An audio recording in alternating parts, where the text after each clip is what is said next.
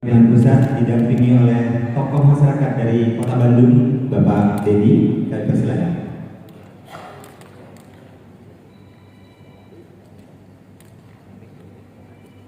Kami persilakan Bapak Dedi Miledi.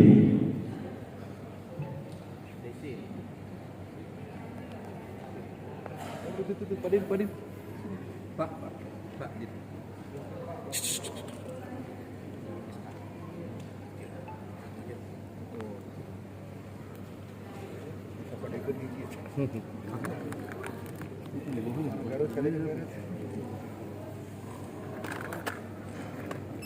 Mana ada? Bapak Ibu hadirin dapat dan berbahagia, inilah wajah-wajah pendiri dari perjuangan APDSI. Tepuk tangan yang meriah Bapak Ibu.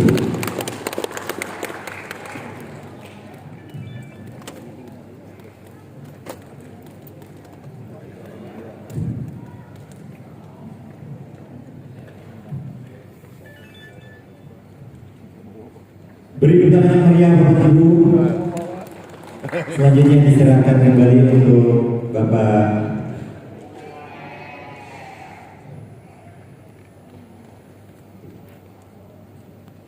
kami persilakan foto bersama.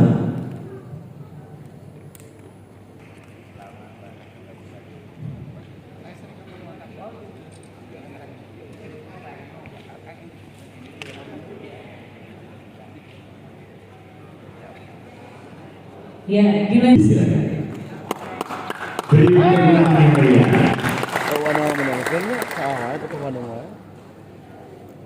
Jawa Barat.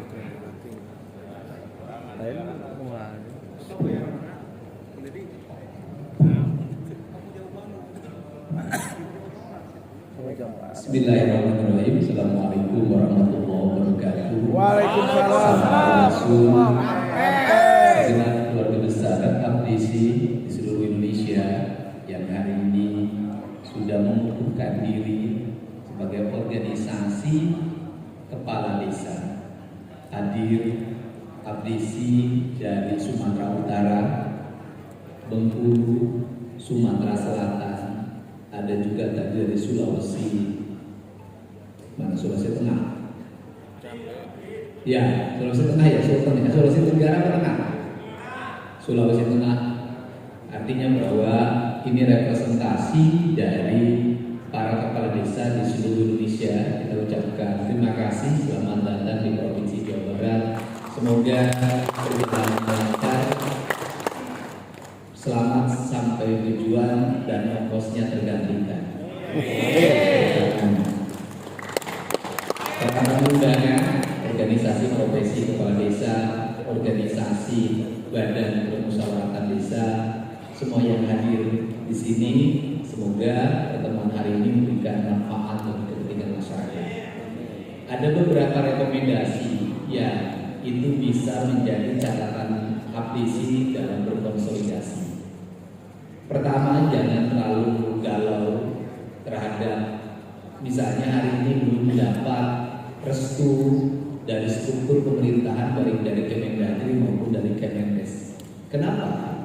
Karena ini adalah organisasi profesi. Karena organisasi profesi, pengakuan tidak akan mempengaruhi profesi Anda sebagai kepala desa. Dan kedepan kan politik bergulir, pemerintahan juga akan berganti, dan kita akan terus mendorong agar APDSI ini menjadi organisasi yang terdaftar di Kemendagri. Itu pertama. Yang kedua, saya meminta APDSI tidak terlalu vulgar dalam melakukan politik praktis. Secara institusi tidak boleh dibawa lagi. Makanya ketika saya di Garut, saya menolak dideklarasikan dan didukung. Karena bagi saya itu bertentangan dengan etik-etik pemerintah. Andai kata para anggota APDSI ingin bermain politik, toh tidak usah menggunakan kelembagaan. Anda punya istri yang bisa digerakkan dan dibolehkan berundang-undang. Kenapa? Karena kalau institusi APDSI digunakan untuk berpolitik praktis, saya khawatir abdesi itu akan berebut untuk menjadi pemimpin ketika menjelang pemilu, ketika menjelang pilpres, ketika menjelang pileg. Setelah itu ditinggalkan karena tidak dibutuhkan lagi. Konsistensi kita itu harus pada konsistensi perjuangan keanggotaan kita. Dan abdesi sudah berhasil untuk mewujudkan seluruh apa yang diinginkan oleh para kepala desa. Tetapi ke depan tidak mesti kita berjuang abdesi hanya untuk diri kita sendiri. Kita harus mulai berjuang berkata untuk keadilan masyarakat. Ada beberapa isu strategis, isu tidak boleh terjadi pengaturan terhadap dana desa. Tetapi isu itu harus diimbangi oleh kejujuran kita dalam melakukan pengelolaan. Kejujurannya apa? Petunjuk teknis tentang dana desa bisa diubah ke arah bahwa dana desa harus digunakan 100% untuk kepentingan kebutuhan masyarakat desa yang paling prioritas. Saya katakan sekali lagi, yang paling prioritas. Yang paling prioritas bisa dilihat dari statistik data BPS tentang apa yang menjadi kekurangan desa itu. Kalau di desa itu belum ada MCK, maka MCK menjadi prioritas. Kalau di desa itu belum ada kantor desa yang prioritas. Kalau di desa itu belum ada pos KB desa, maka pos KB desa prioritas. Kalau di desa itu jalan desanya masih jelek, maka jalan desanya prioritas. Sehingga tahapan-tahapan pembangunan bisa tercapai. 7 tahun kepala desa memimpin, maka dalam 7 tahun itu seluruh kebutuhan publik terrealisasikan dan terpenuhi. Nah, ini penting. Kemudian, kalau sudah seperti itu, maka ke depan pembangunan itu akan bertahap. Tahapan itu akan tercapai manakala kualitas pembangunan mumpuni. Maka dibikin standarisasi. Jalan harus beton, betonnya yang umurnya sekian puluh tahun baru rusak. Bangunan harus yang sekian puluh tahun baru rusak. Semuanya dibikin standar untuk apa? Agar negara ini efisien dalam pengelolaan keuangannya. Kalau dalam 5 tahun, 7 tahun ke depan desa kebutuhannya sudah selesai, maka desa bisa bergerak pada dana desa bisa digunakan untuk investasi desa. Maka desa nanti menjadi pemegang saham di lembaga-lembaga bisnis dan dapat dividen. Kalau sudah desanya dapat dividen, maka dalam jangka panjang desa mandiri. Desa mandiri itu adalah desa yang mampu membiayai pemerintahan sendiri berdasarkan pendapatannya sendiri. Caranya apa? Caranya adalah lakukan efisiensi dalam pengelolaan keuangan. Lakukan efisiensi dalam pengelolaan keuangan dengan cara apa? Dengan cara perencanaan pembangunan yang terencana dengan baik, dengan roadmap pembangunan yang memadai. Ini yang dilakukan, standarisasinya itu. Nah, ini harus tersinergi. Bagaimana tersinerginya? Tersinergi pemerintahan desa, pemerintahan kabupaten, pemerintahan provinsi dan pusat. Nanti punya rencana yang sama. Uang yang turun nanti dari pusat, uang yang turun dari provinsi, uang yang turun dari kabupaten dalam sebuah rencana. Di desa itu mana yang ditutupi oleh dana desa pusat, mana yang ditutupi oleh dana desa provinsi, mana yang ditutupi oleh dana desa kabupaten. Itu terintegrasi, tidak numpuk, tidak rebutan. Ini harus dilakukan. Nah, roadmap seperti ini harus dibuat kalau Indonesia ini maju. Nah, terus yang kedua, ini yang harus menjadi catatan kita adalah membangun postur performa para kepala desa. Abdesi, saya MPO, seabdesi yang diarahkan bagaimana etika para kepala desa. Dibangun etikanya, karena apa? Dia adalah pemimpin. Karena dia adalah pemimpin, ada sikap ketika di depan masyarakat, ada sikap ketika di dalam rumah, ada sikap ketika berorganisasi. Sehingga kalau acara kepala desa itu tertib, karena ini kepala adat desa, tidak berantakan, tidak kepala desa itu tidak punya sikap etika yang baik, karena ini branding.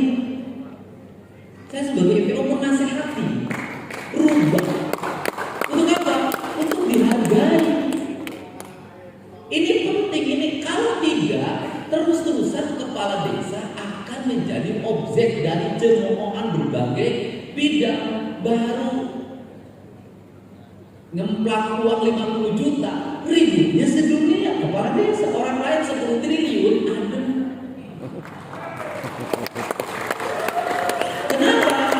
branding. Sudah saatnya penampilan kepala desa diperbaiki. Sudah saatnya sikap kepala desa diperbaiki. Kenapa? Ada waktunya Anda bicara di depan rakyat, jeung Mang Udin, jeung Mang Acah, Mang Momo, Mang Mina. Di mana saya bisa pakai gaya saya yang Anda lihat itu, tapi ada waktunya kita bicara pada forum ini, kita bicara pada forum ini. Kata orang Sunda, pindah cai, pindah lampian. Setiap tempat pasti ketika etika bicara. Kencing di ada kalanya kepala desa kencing di sungai, nggak ada problem. Saya juga masih seperti itu. Ada kepala desa kencing di sawah, nggak ada problem. Maka kita orang desa kan nggak mungkin pengen kencing di tengah sawah kemudian kita nyari toilet. Tapi ada kalanya kita kencing di hotel. Ada kalanya kita kencing di pesawat. Beda kebudayaannya. Ini penting sehingga nanti ABC mulai mengarahkan pada bagaimana membangun postur attitude para kepala desa. Penting. Membangun apa? Membangun agar kalau andai kata pun nakal, mohon nakalnya jangan dipamerkan. Misalnya begini, punya pacar baru di tempat karaoke jangan di video. Kalau urusan nakal sudahlah, kata-kata orang itu nakal. Cuma yang lain punya duit, dia rapi, hotelnya bintang 5, ada kuncinya, yang naik ke atas harus pakai ID card. Anda nggak punya duit, di mata tangga digarap, itu masalah. Kenapa saya ngomong begini? Karena saya nggak mau dengar lagi kepala desa digerebek warga, keluar dari jendela istri tetangga, istri ketua RT. Kenapa? Media sosial pasti nyari, di pencariannya pasti mudah kalau isu-isunya seksualitas. Kalau isu-isunya perkelahian, pasti cepat viralnya. Untuk itu dari mulai sekarang perbaiki, nakal-nakalnya diatur, rapi. Kalau nggak punya duit, dia nggak usah nakal, bunuh diri. Benar nggak? Ada istri. Nah ini penting diceritakan. Kenapa? Kepala desa itu mudah berhentinya. Pejabat negara lain kalau berhenti susah. Kepala desa kan gampang.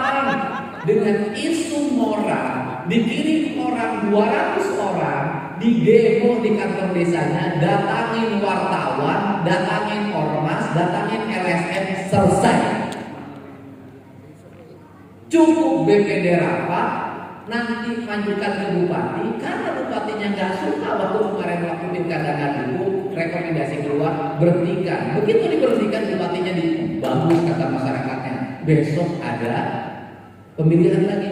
Ingat loh, beda oleh Anda bisa dibedakan. Ketika kepala desa dipimpin oleh kepala desa rintiknya nggak berhenti-berhenti. Tapi ketika dipimpin oleh PJ yang itu pegawai negeri diem. Apakah sama judulnya? Belum tentu juga. Mereka rebutan jadi PJ karena ada duitnya.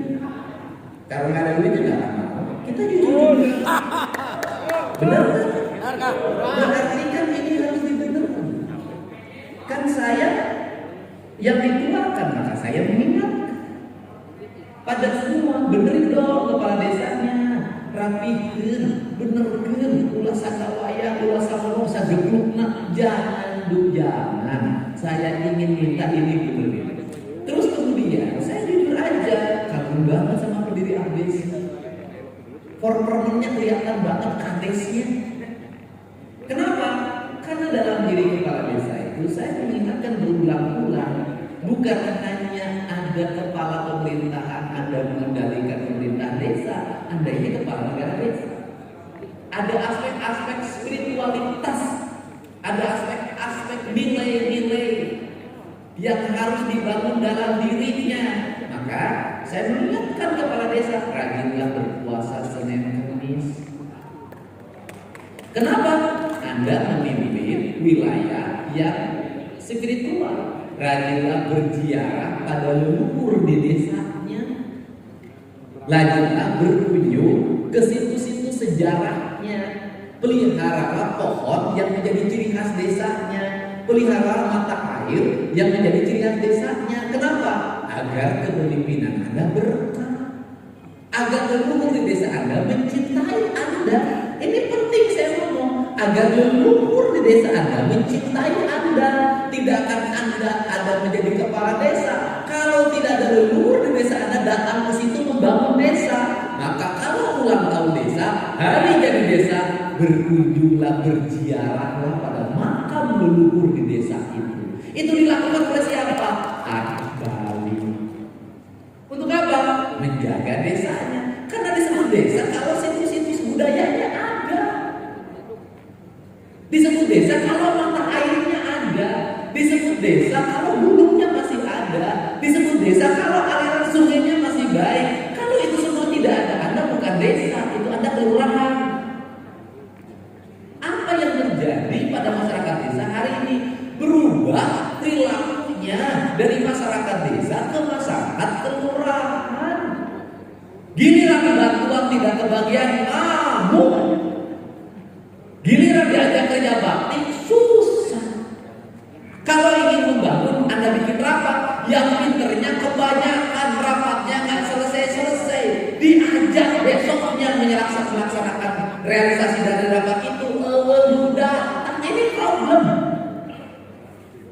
Ini masyarakat desa hari ini terlalu banyak tokoh di desa. Tokoh itu, tokoh itu. Bentuk desa berantakan. Kenapa? Karena desa tidak punya roadmap. Desa tidak punya peraturan ada. Yang saya dulu ketika jadi bupati bikin peraturan budaya desa dulu, saya ngomong berulang-ulang, segera bikin itu. Kalau enggak desa Anda kacau. Segera bikin itu. Kalau enggak Anda kepala desa Anda enggak berkah. Kenapa? Ini penting. Apa dampak? Kekacauan dalam perspektif kebudayaan, kekacauan keterikatan manusia pada lingkungan, muncullah angka pinjaman pinjol yang paling tinggi di tempat Anda, bank emok yang paling tinggi di tempat Anda, bank keliling yang paling tinggi di tempat Anda. Terus apa makna grafik ekonomi pertumbuhan kalau bank emok masih merajalela, pinjol masih merajalela? Ini kan problem. Kenapa itu terjadi? Ini problemnya. Coba kepala desa merumuskan itu kalau mau bikin grafik kalkulasi ekonomi pedesaan yang kuat. Kenapa? Karena desa yang kuat itu desa yang tanpa pinjol. Desa yang kuat itu desa yang tanpa bank emok. Desa yang kuat itu desa yang tanpa bank keliling. Kenapa? Karena di situ untuk seluruh desa di seluruh Nusantara. Terima kasih.